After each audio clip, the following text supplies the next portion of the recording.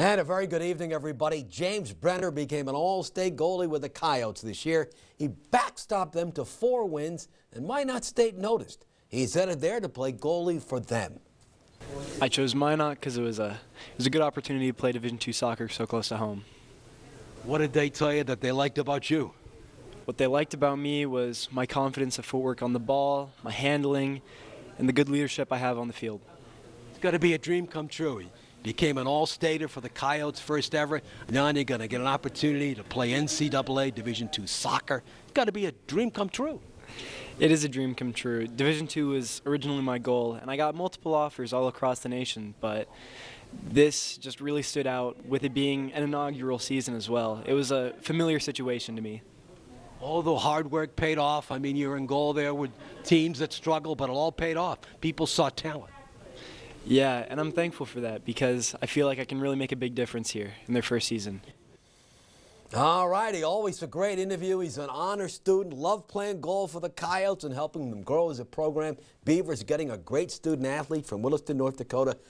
Correction on my part, he is Williston's second all-stater in that sport. We wish him the very best. Beavers, good job. Basketball, Coyotes will take on Dickinson on Friday night at 8 Central Time in Dickinson for the right to move on next week to the WDA in Bismarck. Coyotes just beat them last week. They come in on fire, winning some 4 in a row, and they need to get to that 5 in a row to get this team to the WDA and reward their fans. Always a great tournament. Some really good baseball news from the city of Williston. The Parks and Rec Department and the Williston Boys Baseball Committee has named a Williston baseball guy through and through to take over for Sean Egge as head coach of the Birds. Trevor Sorensen played youth baseball all the way to the Keybirds and the Tetons here in Williston. He's been a long time Keybirds assistant coach, has also been a youth hockey coach here in Williston, and this past season as head coach of the Williston Oilers guided them to the WDA title. No easy task. So a longtime Williston baseball guy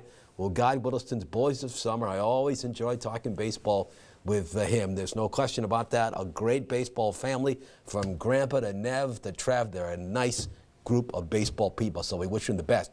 Now, we told you yesterday that Alex Herman had gone to Powers Lake for All-Stater Tyson Inget. He's also gone to the Magic City for Minot Ryan's big man, and that would be Ian Johnson, 6'4", can play forward, a center, a good three-point shooter, and very, very crafty and tough inside. So Alex Herman off to a very good start with his recruiting 2 Class B standouts. Girls hoops in the great state of Montana, they're in their postseason as well. Eagles pick up a win, 46-43 over Lockwood in OT. Glendive comes up with a win over Livingston. That's good news. 44-26 boys.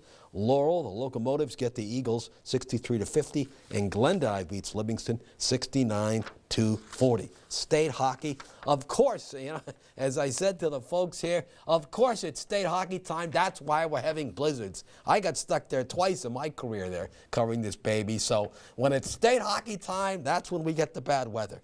Red River and Jamestown, don't worry about it. The hockey guys are already there. Don't worry, they'll play. You know Grand Forks, you know how to handle bad weather.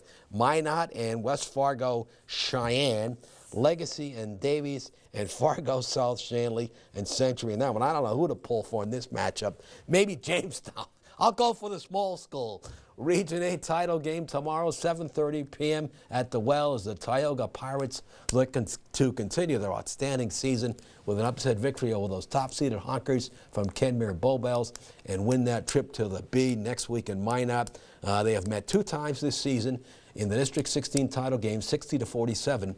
Then during the regular season, 52-38. Both wins for those Honkers. But you never know. Kids play hard. They're a good young team, and they're certainly very well coached. Baseball Tetons hope to open their season on Saturday against Midland University in Parkerville, Missouri. The last weekend was their opener, but it got snowed out in Colorado, so no such action there. Let's take a timeout on First News at 10.